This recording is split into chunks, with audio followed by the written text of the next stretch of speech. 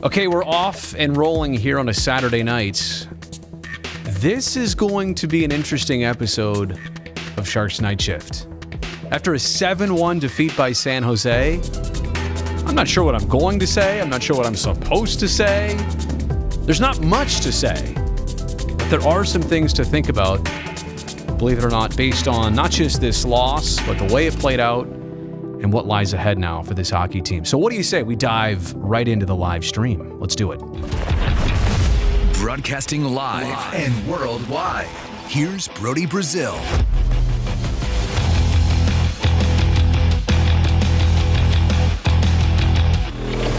I was a little late on my button pushing there, and so I got behind. I meant to go from that camera to that camera as soon as the music kind of hit there. Even I was off tonight. That just goes to show you, when the solo live streamer is having a bad night, so did the hockey team.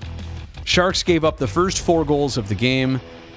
Tampa scores 1 more in the second period. They close out with 2 more goals in the third period, just making something out of reach even uglier for San Jose. And look, is it even worth analyzing the game? You saw it. I don't have highlights to play here. The overall description would be this. When Tampa had the puck, they were dangerous. They had direction. They had motivation. They scored all their goals from what seemed to be a 5-foot radius away from the blue paint. San Jose's goal, Jacob Megna literally scored it from just inside the blue line, however many feet away, from the farthest possible point you could in the offensive zone. And Tampa was just all over James Reimer. He comes out after four goals allowed.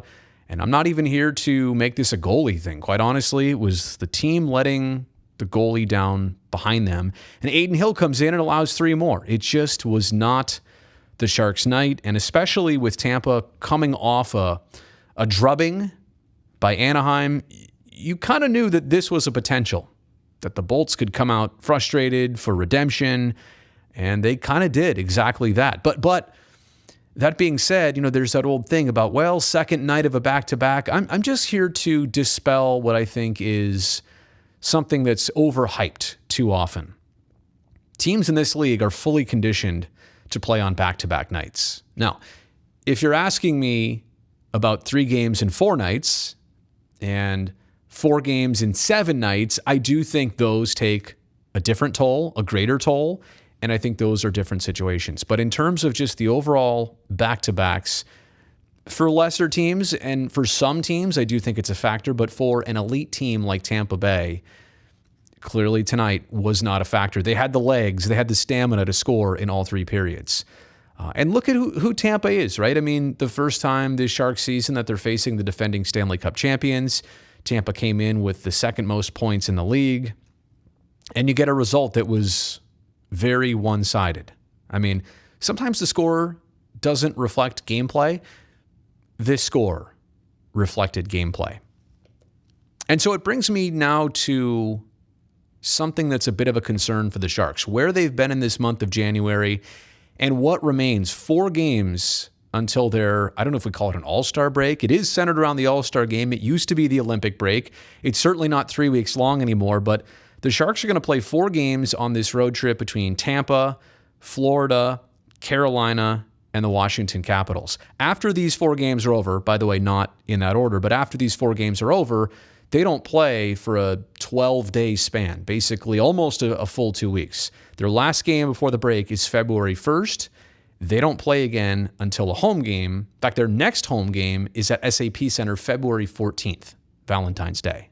So the big concern here is a team that has now gone 2-5-2 in the month of January. And it's not just the losses, to be perfectly honest. Let's revisit this month of January so far. You had the Pittsburgh Penguins. Total one-sided game. Yes, the Sharks did score 4 unanswered at one point, or 4 in a row, I should say, at one point. Then Pittsburgh answered with the final 2. So 8-5, that was the Penguins game.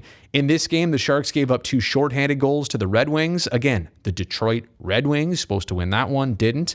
How about in this game? The Sharks did win in regulation against Buffalo, but they scored the first 3 in that game within a 5-minute span, right? Within the first 5 minutes or early first period in a 5-minute span, they scored their 3 goals. Buffalo scored in the second period. Buffalo scored in the third period. They made it way too interesting. And again, those are the Buffalo Sabres. Then the Sharks beat the Flyers, but it was in overtime, 3-2. I think the effort was there in that game. If I recall, it was the Tomas Hertl hat trick, right? The natural hat trick for Tomas Hertl. And in that game, right, was it JVR scored 2 goals in the third period? No score, right? Through 40. Flyers come out, score 2. They weren't necessarily the better team, but then San Jose responds. So put that one all on the shoulders of Tomas Hertl. Then another 3-2 overtime win against the Wings. They come home. They get shut out by the Rangers. They lose 2-1 to the Penguins. That game was in overtime. And then this one was all Timo Meier, 5 goals out of the Sharks 6, and they win by 4. And then a 3-2 loss to Seattle on the road last game. And then tonight, it's not reflected here, but 7-1 is the final score. So literally from this stretch of, I don't know if I can do this here, this stretch of January games, if I can just highlight that for a second. I mean, put the wins and losses aside. That's not what we're here to talk about, but inspiring performances. This one was all Timo. This win was, all Tomas Hertl against Philly. The Sabres one was you let a cushion slide. I'm just here to say that this month of January, 2-5-2 record-wise, it's a bit concerning where the team has been. And now it's even more concerning about these next 4 games. Because if you thought Tampa was tough tonight, you get them in another week's time, but you also get Florida, the Caps, and the Hurricanes as well. And the Sharks do not want to have their 12 days off with a devastating stretch in their rearview mirror, right? You need to finish with some level of respect and some kind of inspiration before you go into that break. You don't want to take your time off and resent where the season went. Way too much time to think about it. And I've said all along this year, the Sharks have bent, but they have not unraveled. I'm truly on edge that this next little sequence here of just 4 games could be an unraveling sequence. Now, with that said, we already inherently know that after 12 days off, you mentally refresh. If you were rolling, you had to hit the brakes. If you were struggling, you got to hit the brakes, right? So there is a reset that's built in. But I'm just here to say that if you go into a break like that, you sit on it, I'm worried about how they recover from that and how they move on from that. This is definitely, this is a pivotal part of the season. I know we're just past the halfway point. Tonight was game 42, but this is of significant concern right now and for the big picture and for the long term of hopefully making the playoffs. All right, let's, is there anything else I should dive into here? The absence of Erik Karlsson, also a bit concerning. Sharks have been very unfortunate this season, and for a number of different reasons. Obviously, the COVID carousel has hit. I could give you the list of names of players who have been on protocol and ones who haven't, but I don't want to say that out of superstition. The ones who've had it is extremely long. The ones who haven't is minuscule. I guess that's a good thing because you would hope that nobody has to go through it again, although I don't know that that's totally impossible. Testing is going to be different. Again, I don't want to dive too far into that pool, but the Sharks have been hampered this season roster-wise. They've yet to really be out there at full steam for any sustained period. I mean, maybe a game or two here we have everybody together, but then Middleton's out. Now Karlsson's out again. You're constantly trying to patch a hole. And again, I know a lot of teams are doing it. Sharks are not the only ones by far, but that's kind of been frustrating too. And look, I think the good news is for Karlsson, he's going to get those 12 days off just like the team, but is he also going to have to miss these final 4 games before the break to take advantage of that 2 weeks off? I certainly hope not, but I also know that if they're going to use that built-in time and double his time, so to speak, with it, and it makes sense to do it, then that also might be the case with whatever upper body injury is ailing him. All right, let's dive into the live chat here. We'll begin with Trusty Andrew from... you're in Tokyo? Is that right? You're in Japan. I know that. I think you've mentioned that, but I'm thinking you're in Tokyo. In my mind, maybe you've said that before, but you're in Japan. Tough loss for the fans at the Tank. The Bolts were just too great. I suppose if you were coming there to see the... it's on the mic there. What was that? A little bit of a cupcake frosting. If you came to see Tampa tonight, you fully got to see what Tampa is all about. Haley saying the energy of the team is so inconsistent. Drastic losses are confusing to me. What do you think is behind these lapses? Well, number one, it's who you're playing against. But I will say one of the characteristics of the Sharks this year is that they play better. They play up to certain opponents. Like tonight, you would have expected, even if they lost, they would have played up to Tampa's level. This after coming off a loss to the Seattle Kraken. I mean, literally think of the extremes in the last two opponents. You had one of the worst teams in the league, the expansion Kraken, and tonight you had one of the best teams in the league, the two-time defending Stanley Cup champion Tampa Bay Lightning. And you played you were on the wrong side of both results, but a lot of times the Sharks will play down to the Kraken, then play up to a team like Tampa, win or lose. Tonight they played down again and still lost. So I wish I had the answer, Haley. I wish everybody had the answer. Certainly they would do something about it if there was something to it that could be remedied. But I don't know. Bruce said it right here. Last game I said we play better against the hard teams. That might have been false, at least in terms of tonight, right? There are blowouts, clunkers, whatever you want to call them. They do happen. There were too many passes, missing the man on the blue line during the power plays, like D-to-D passes, I think you're saying. Do you think they were caused because of lacking communications? I think some nights you just come out flat. I think that's what it was.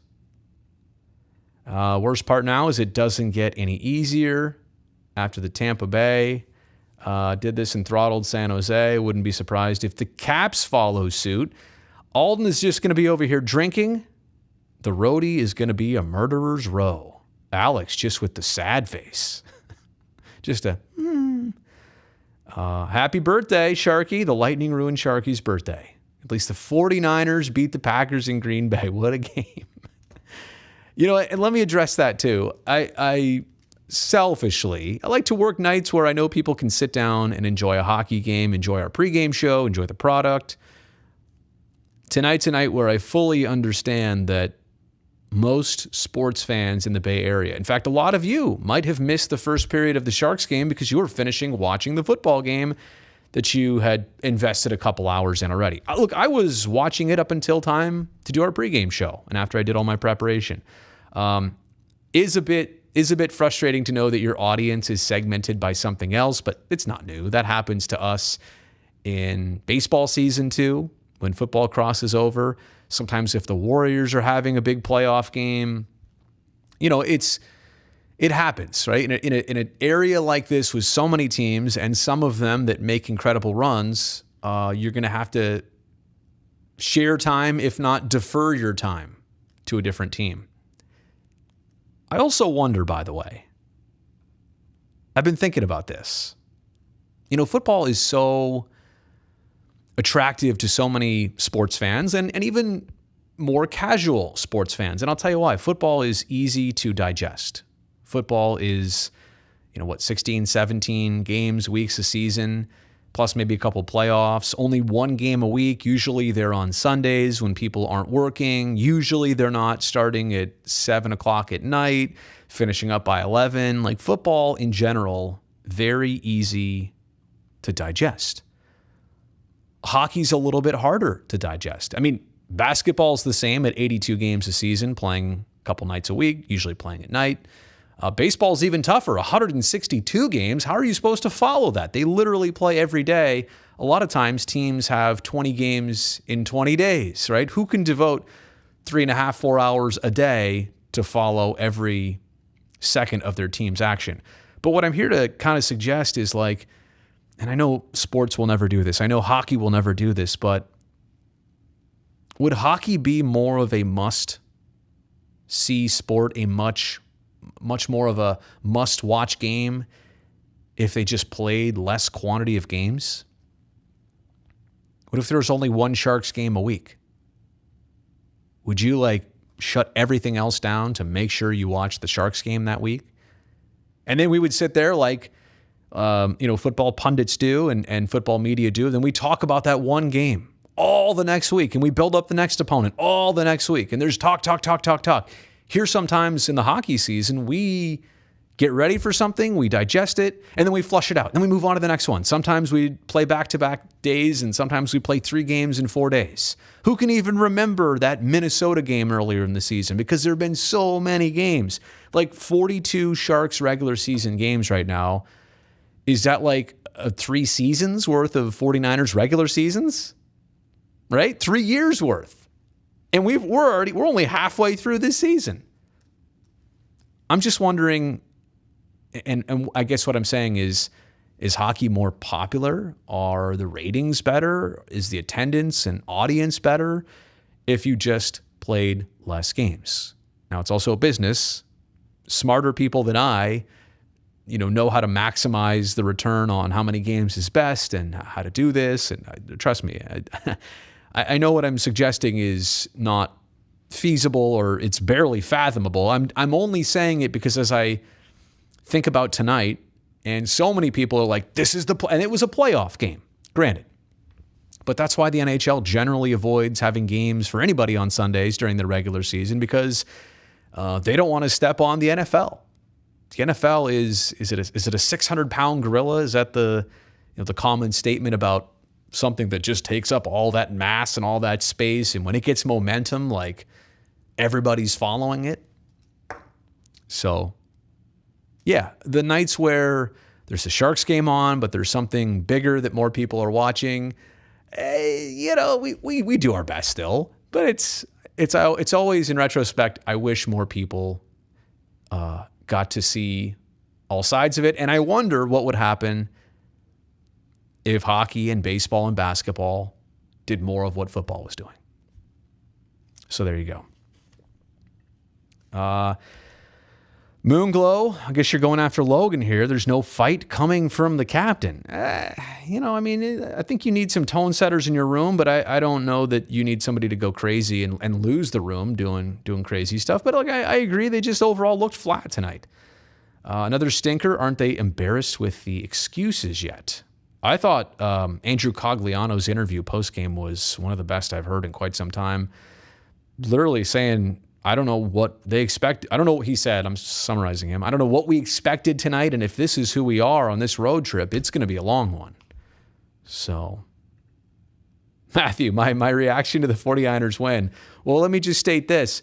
Last week, did they draw 14 Cowboys penalties and both teams were trying to lose the game and somehow they won it? And then for them to give up a touchdown on the first drive, for them to almost give up another touchdown on Green Bay's second or third possession, and then for the 49ers and Garoppolo to not even complete a pass till mid-second quarter, late first half. It was their first pass completion and their first down. Did Kittle catch that? Or I was half watching, half preparing. So it's pretty amazing that at one point they had negative 10 yards to Green Bay's total 135 yards. Green Bay in that game, if I'm summarizing it, they had all the momentum out of the gate. They were throwing the ball, running the ball, gaining yards, right up the gut on San Francisco. Then the 49ers defense kind of made a statement. And then the offense was obviously slow to get started. And special teams for the 49ers to block a field goal. At that moment, earlier in the game, into the first half, right? Final play of the first half, to block that field goal and make that statement. Now you're still trailing but denying them 3 points. That mattered just as much as blocking a punt late. And also this, did everybody see Robbie Gould was in warmups? the Packers were doing their team introductions, but they were doing it on the 49ers half of the field, which is interesting. And they had pyrotechnics and video screens and the line of players, and players are coming out right in front of Robbie Gould, and he's sitting there on his own 35 or 40-yard line just making kicks, kicking right over. It's his half of the field during his warm-ups. And it's amazing that at the end of the game, he gets to make the ultimate statement. So overall with the 49ers, I know this is not what you're here for. This is a Sharks night shift. But kind of squeaking by against Dallas, a battle of attrition there tonight.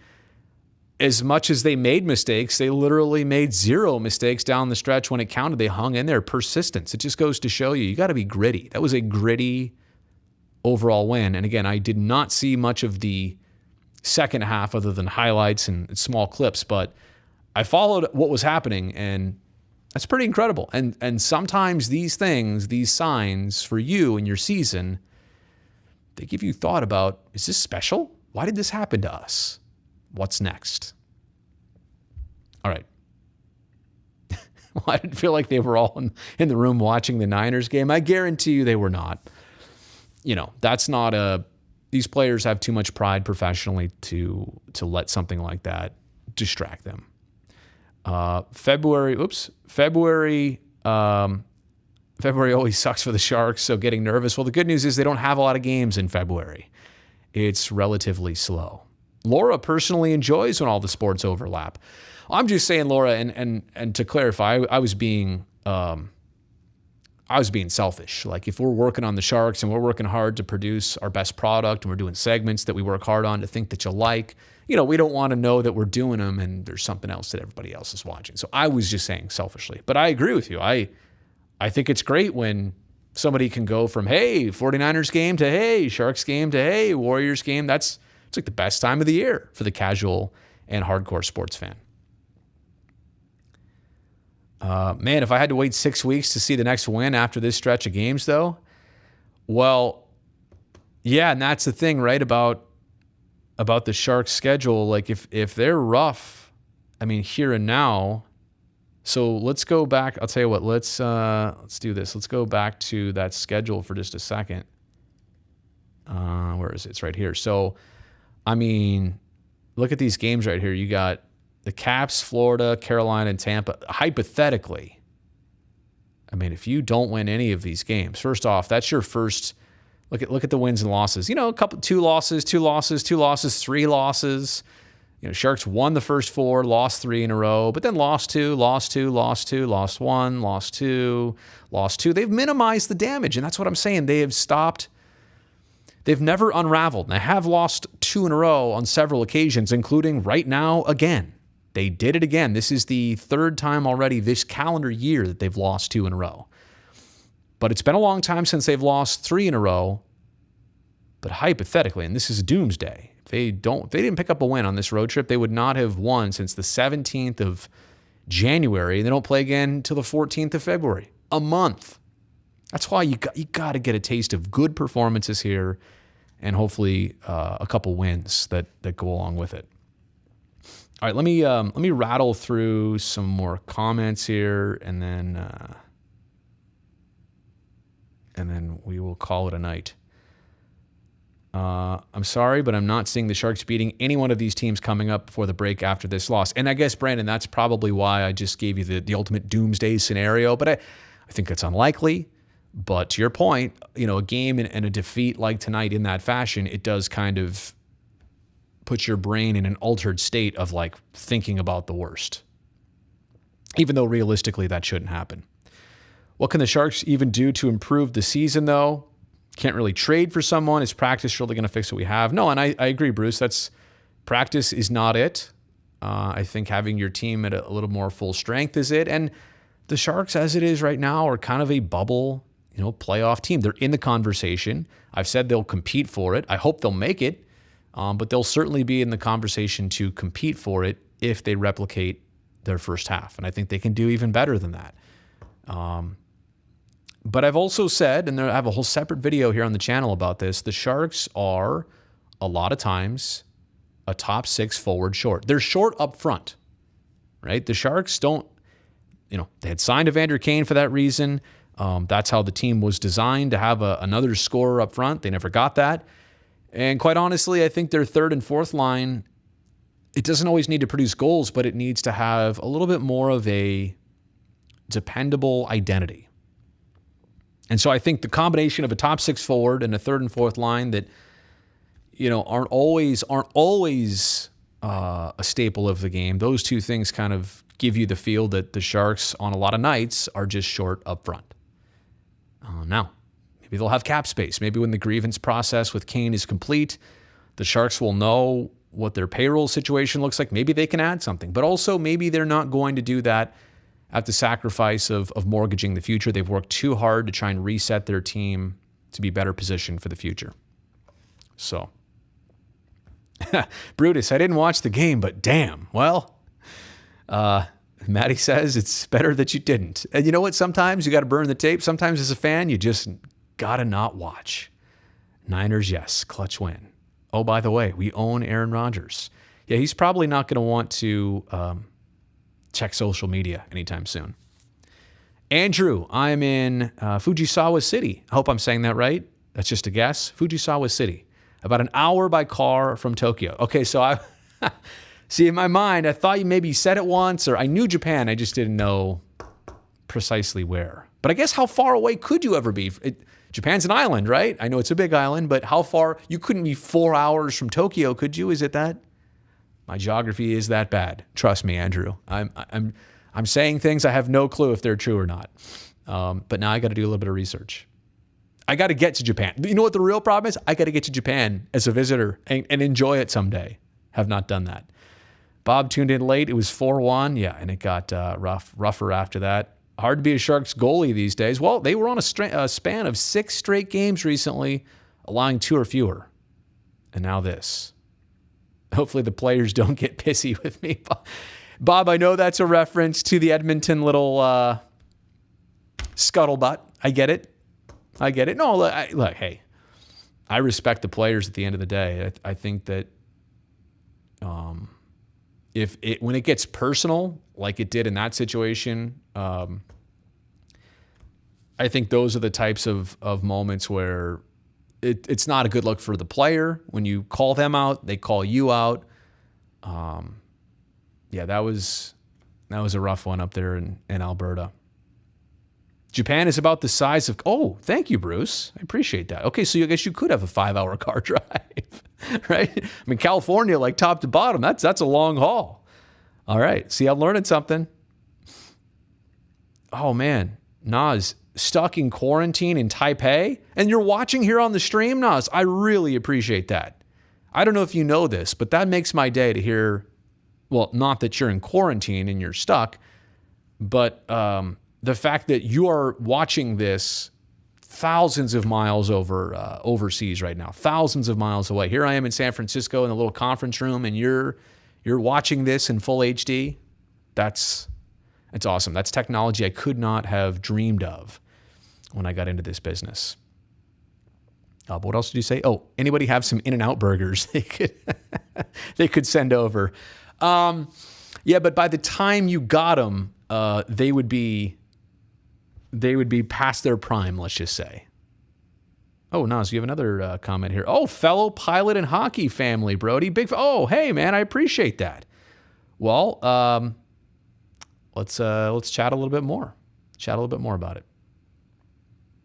All right, Brutus is taking this to the football chat. See, even Sharks night shift is now getting hijacked in the chat. So that's usually a good point right there to just say, theme music, please. Where is it? Oh, it's right there. I posted a video of how I ended the last night shift, kind of doing karaoke to this song. I'm just not in the mood tonight. Sharks give up a touchdown to Tampa Bay, 7-1.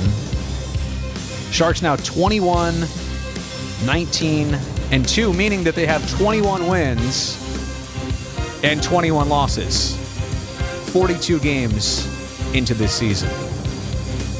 Frustrating to lose to the Kraken twice. Frustrating to lose to Tampa by this much. They got to turn the page. They got to turn a corner on this road trip. It's great to have Randy, Hetty, and Drew all on the call tonight. Great to have you watching on television and now here on Night Shift. I really appreciate it. Hey, thumbs up on this video if you liked it so others can be recommended to it. And don't forget to subscribe to the channel. I will see you sooner than later.